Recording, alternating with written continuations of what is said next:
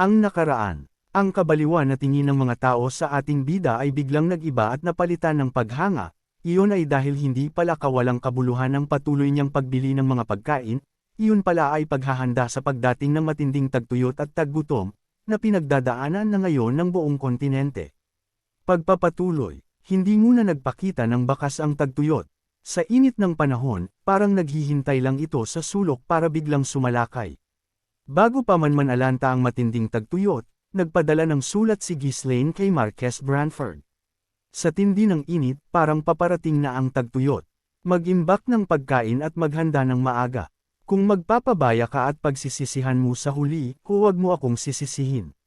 Maikli, walang paligoy-ligoy, direkta ang mensahe na para bang isang memo, hindi isang formal na liham. Natural lang na ganoon din ang naging reaksyon ni Marques Branford sa liham. Parang lalo yata siyang nababaliw habang tumatagal. Sabi ng Marques patungkol sa ating bida sa bagay na nabasa niya ngayon. Bigla na lang, sinabihan siyang mag-imbak ng pagkain at maghanda, na walang ibang basehan kundi ang init ng panahon. Ilang tao ba sa mundo ang maniniwala agad sa ganoong pahayag? Isang himala kung may mangmang na maniniwala rito at hindi magpapaloko sa mga mandiraya. Anong pukana na naman kaya ng baliw na ito? Iwinagayway ni Marques Branford ang sulat at nagtanong sa kanyang mayordomo. Nagpadala ba siya ng ganitong sulat sa ibang maharlika? Sa aming kumpirmasyon, nagpadala rin po siya kay Conde Aylesbury. Ano ang reaksyon nila? Binaliwala po ni Conde Aylesbury, pero ang kanyang asawa, ang kondesa, ay gumagamit ng sarili niyang pondo para mag-imbak ng pagkain. Ganon ba siya katiwala kay Baron Fenris? Lalo pang nag-isip ng malalim si Marques Branford. Si Mariel ay hindi lang basta maharlika. Ang direktang aksyon niya ay may ibig sabihin na hindi dapat baliwalain. Gayunpaman, ang pagsunod sa mungkahi ni Ghislaine ay nangangailangan ng masusing pag-iisip. Kung mag-iimbak sila ng pagkain na hindi naman pala kailangan, hindi lang sila malulugi, kundi magiging katatawanan pa. Kung ibang tao ang nagpadala ng sulat, binaliwala na niya ito at pinunit na agad. Pero dahil si Ghislaine ito, ang nakakainis na taong puno ng impormasyon na kakaiba, parang hindi makatwirang baliwalain lang ito. Maghanda ng pagpupulong. Kailangan kong marinig ang opinyon ng iba tungkol dito. Bahagyang nagulat ang mayordomo sa sinabi ni Marques Branford. Madalang siyang magpatawag ng pagpupulong para sa mga ganitong isyu. Patunay iyon sa kanyang tiwala sa sariling paghuhusga, na madalas ay tama naman. Pero sa tuwing nasasangkot si Baron Fenris, nahihirapan siyang magdesisyon. Gusto niya man o hindi, ang isang pambihirang tao ay mananatiling pambihira. Pagkaraan, sinabihan ang mga tagapayo sa silid ng pagpupulong tungkol sa sitwasyon. Karamihan sa kanila ay hindi interesado. Walang palatandaan ng tagtuyot, malapit na ang anihan, kaya wala namang mangyayaring masama. Tama, mainit lang ang panahon, hindi kailangang mag-alala tungkol sa tagtuyot. Baka nanggugulo lang si Baron Fenris at nag-iingay. Tumutol ang iba't ibang panig, na lalong nagpaiba sa isip ni Marques Branford. Ang paghahanda para sa tagtuyot ay nangangailangan ng pag-iimbak ng napakaraming pagkain. Ang pagbili ng pagkain ngayon, na malapit nang bumaba ang presyo, ay nangangahulugang malaking lugi kung magkamali si Ghislaine. Pero, nakakabagabag na baliwalain lang ito. Habang nag-iisip pa si Marques Branford nang hindi makarating sa isang conclusion, nagsalita si Rosalind, na tahimik lang na nakikinig. Sa tingin ko, mas maganda kung bibili na tayo ng pagkain. At bakit naman? Kakaiba nga si Baron Fenris, pero hindi siya yung tipong maglalaro ng ganoong klaseng biro para lang ipahiya tayo. Siguradong may dahilan ang mga sinabi niya. Mataas ang posibilidad na walang kabuluhan yun. Imposibleng mahulaan ang panahon ng tama. Pero siya ang taong gumamot sa sakit ko at gumawa ng mga kahangahangang produkto. Malamang kaya rin nagtitiwala si Condesa Aylesbury sa kanya at nag-iimbak din siya ng pagkain. Hindi ako pabor sa pag-aksyon batay sa kutob lang ng walang konkretong ebidensya. Hindi ako tutol dyan. Gayunpaman, hindi ba't yun din ang dahilan kung bakit kinakabahan kayo ama na baliwalain siya? Ang taong yan ay kasing kakaiba ng panahon na inaangkin niyang nauunawaan niya. Hindi mali ang sinabi niya. Si Ghislaine ay hindi normal na tao. Pagkatapos niyang pumikit at mag-isip ng sandali, muling nagsalita si Marques Branford. Kung bibili tayo ng pagkain sa kasalukuyang presyo, malaki ang posibilidad na malugi tayo. Gagamitin ko ang pondo mula sa Merchant Guild na pinamamahalaan ko. Sa ganoong paraan, kahit magkamali siya, hindi mapapahiya si ama. Para sigurado, kukuha na rin ako ng mga supply mula sa imbakan ng pamilya ng hari ng maaga. Gagawin mo yun. Opo, gamit ang pondo sa pamumuhunan na bago ko lang natanggap. Nakangiting puno ng kumpiyansa si Rosalyn. Nabawi na niya ang 300,000 ginto na ipinagkatiwala niya kay Ghislaine. Nagawa niya iyon sa pamamagitan ng paglilipat ng bahagi ng karapatan sa kita mula sa negosyo ng kosmetiko sa mga maharlika sa susunod na 10 taon. Dahil lumawak ang mga lokasyon ng benta mula sa paligid ng kapital, mabilis na lumaki ang benta ng mga kosmetiko.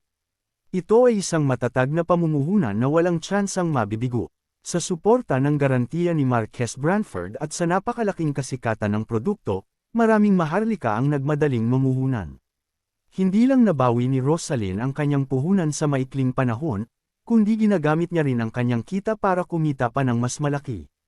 Patuloy na pinupuri ng mga tagapayo ng Marksado ang galing niya sa pinansyal na pamamahala, at pagdating sa pera, lahat ay sumusunod sa kanyang desisyon. Dahil ang paghahanda para sa tagtuyot ay, sa isang paraan, isang pamumuhunan at isang usapin sa pananalapi, malaki ang bigat ng opinyon ni Rosalyn. Pagkatapos ng maikling pag-aalinlangan, tumanggaw si Marques Branford. Sige, bumili ka ng pagkain sa tingin mong nararapat. Kung kinakailangan, maaari mong gamitin ang pangalan ko. Salamat po. Kung maging walang kabuluhan ang babala ni Ghislaine, ano ang plano mo sa pagkain?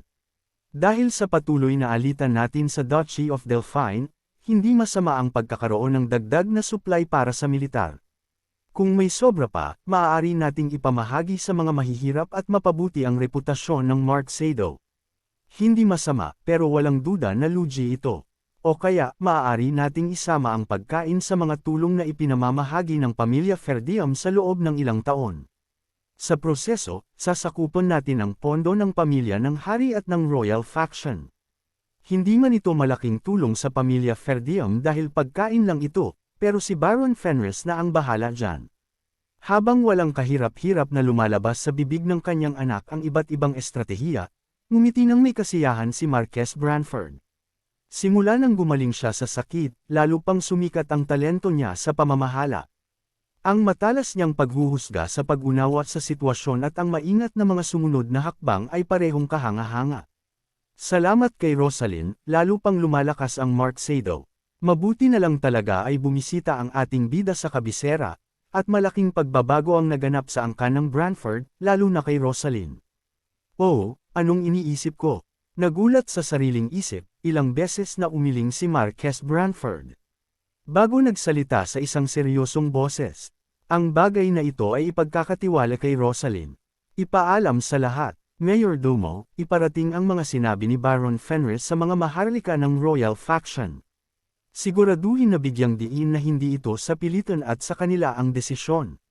Masusunod po, sinunod ang utos ni Marques Branford, at ipinaalam ang impormasyon sa mga maharlika ng royal faction.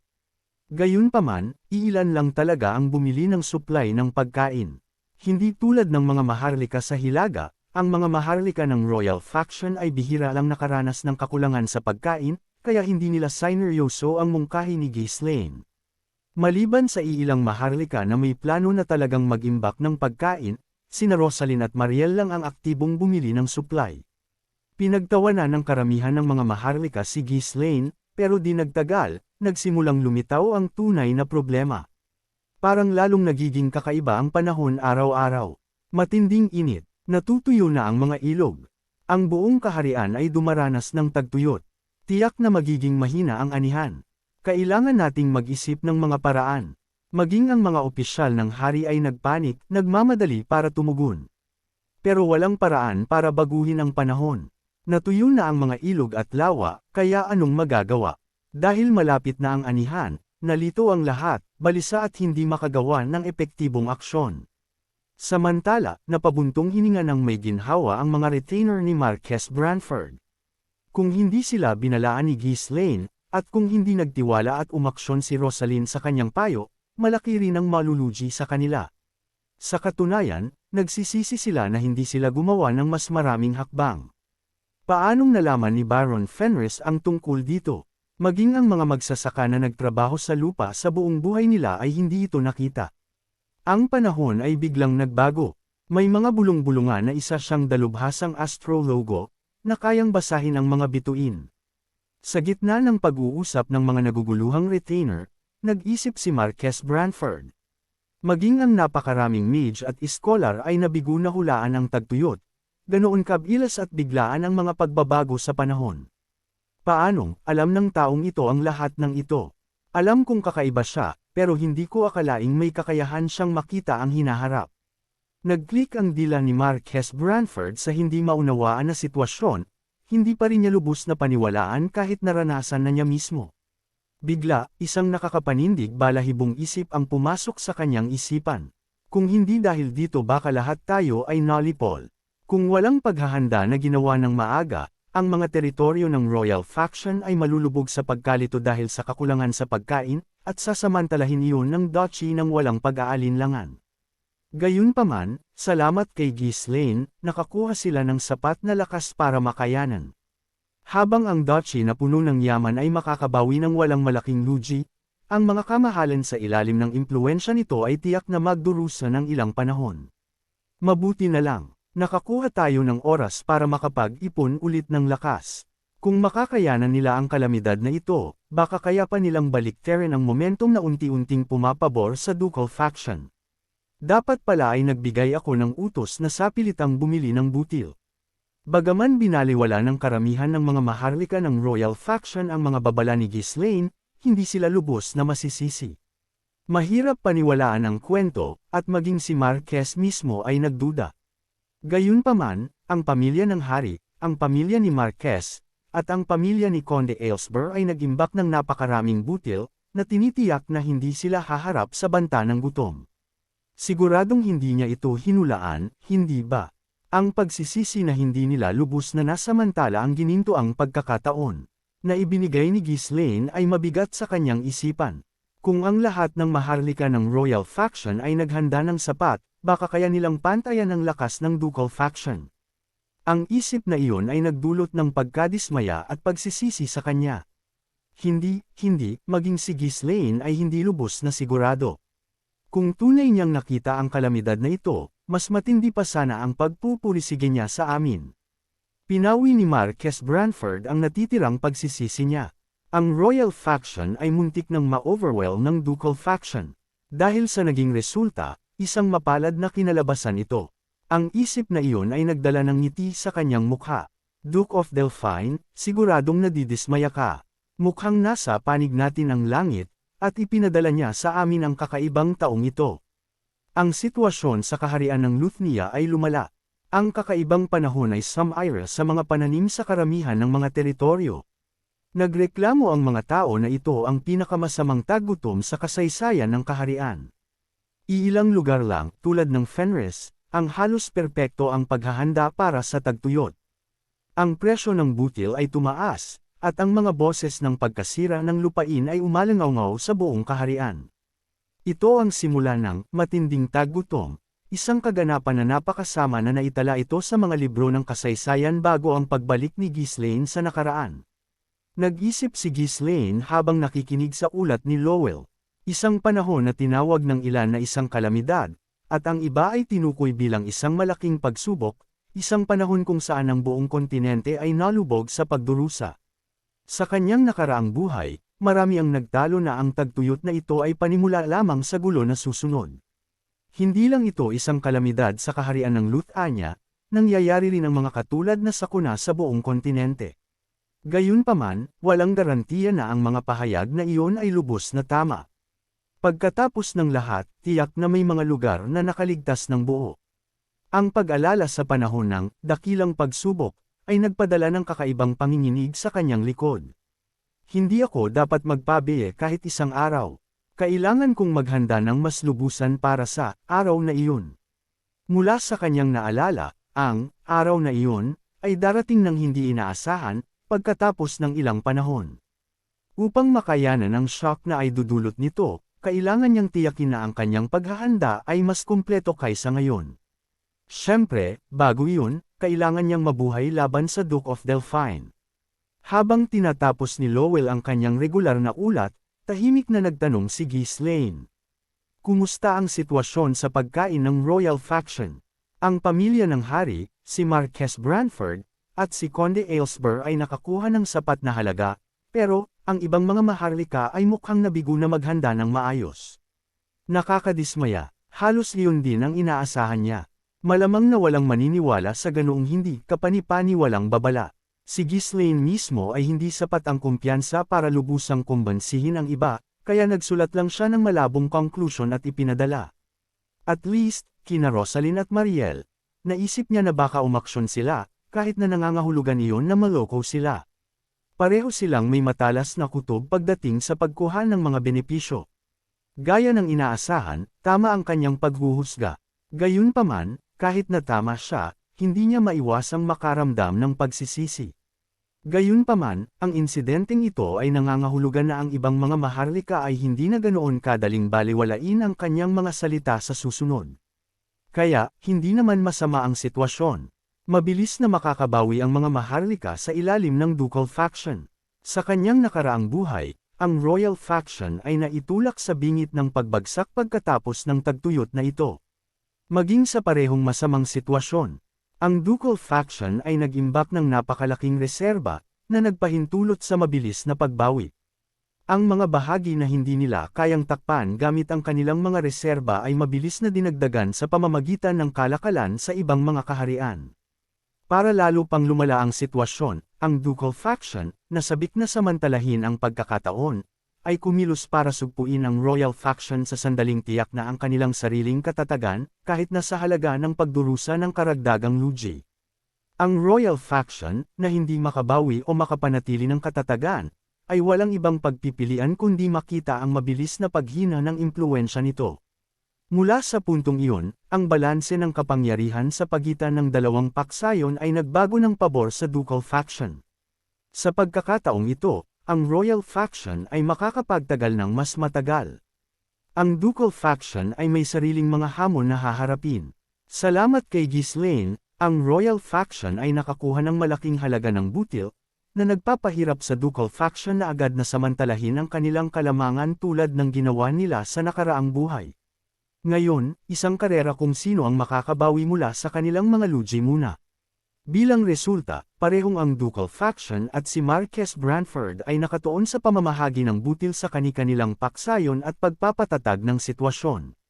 Sa ngayon, ang alitan sa pagitan ng Royal Faction at Ducal Faction ay pansamantalang hamupa. Sa wakas, ang yugto na naisip ni Ghislaine ay nagsisimula ng magbukas. Hindi ko dapat hayaang mawala ang pagkakataong ito. Kailangan kong kumilos sa sandali na hindi inaasahan ng lahat. Wala siyang intensyon na maghintay lang at panuulin ang kanyang mga kaaway na matapos ang kanilang paghahanda.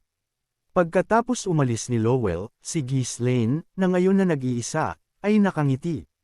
Ang pagkuha ng kontrol sa mga minahanang bakal sa pamamagitan ng pagsasamantala sa pagkalito ng kaaway ay ang tamang hakbang. Isa rin itong kinakailangang hakbang patungo sa kanyang pangmatagalang layunin. Pero hindi lang ito tungkol sa malalaking layunin. Conde Caboldi, sa kanyang nakaraang buhay, inutusan ng Ducal Faction si Conde Desmond na sirain si Fairdiam. Upang makatipid sa sariling puwersa, ginamit ni Conde Desmond ang ibang mga kamahalan para makuha ang kanyang layunin.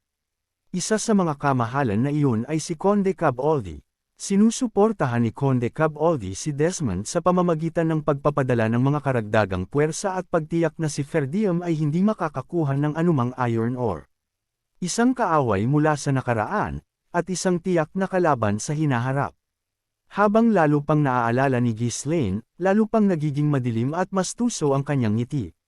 Sa wakas, oras na para patayin ka. Oo, oras na para pabagsakin sila, isa-isa. Abangan! Kung nagustuhan po ninyo ang aking recap, huwag sana ninyong kalimutan ang mag-like o mag-comment. Maraming salamat.